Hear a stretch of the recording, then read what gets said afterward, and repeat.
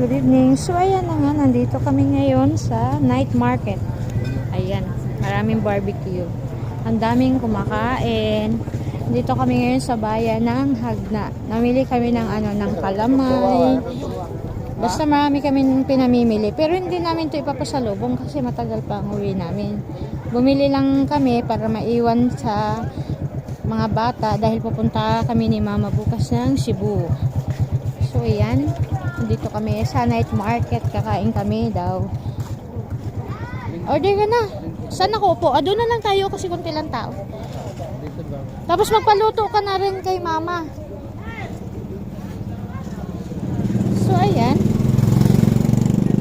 Doon tayo, yun, doon. Yung kunti lang yung tao.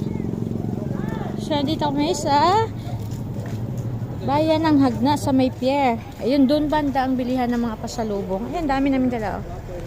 Bili akong kalamay. Order ka na. Hindi, ibutan nga. Ikaw na mag-order. Saan? Doon, no? Dari, yung bilang. Ikaw na kasi kay. O sige, ako na nga. So, ayan. Order kami ng barbecue. Ito yung ano dito. Yung kanin po yan. Ang tawag dyan ay puso. Pero kanin yung loob niyan. Kasi yung namin barbecue. Yun. Biniyak na ng asawa ko. Ano mo? Yan po yan. Puso po ang tawag niyan. Tapos, ito yung sasawa namin. Yan. So, kakain muna kami kasi bumili kami ng mga pasalubong. Ay, charot. Hindi pala pasalubong. Hindi pa kami uuwi. Matagal pa. Kasi bukas pa, biyahe pa kami ni Mama ng Cebu. Bumili lang kami ng mga, kalamay, peanut kisses, at saka marami utap, cookies. Ayan. Para may makain yung mga bata. Kain muna kami bago kami umuwi. Kasi nagjo-joyride lang kami. So, ayan, ang daming tao dito sa night market. Night market akong tawagin. Ayan, ang daming kumakain. Dito din na side.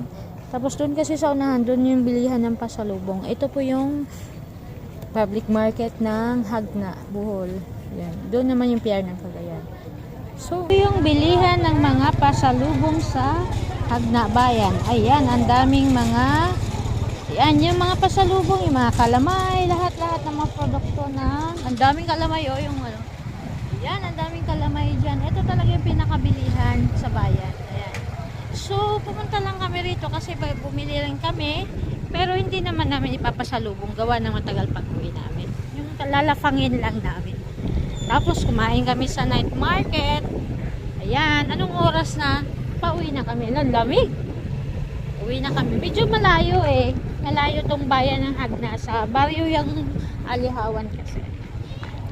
Ayan, pauwi na kami. Sana walang pulis kasi wala kaming helmet. Yan. Babalik kami ulit dito pag pauwi na kami para mamili ng pasalubong. Yun nga lang ang problema, yung ibibili namin gawa ng wala na datong.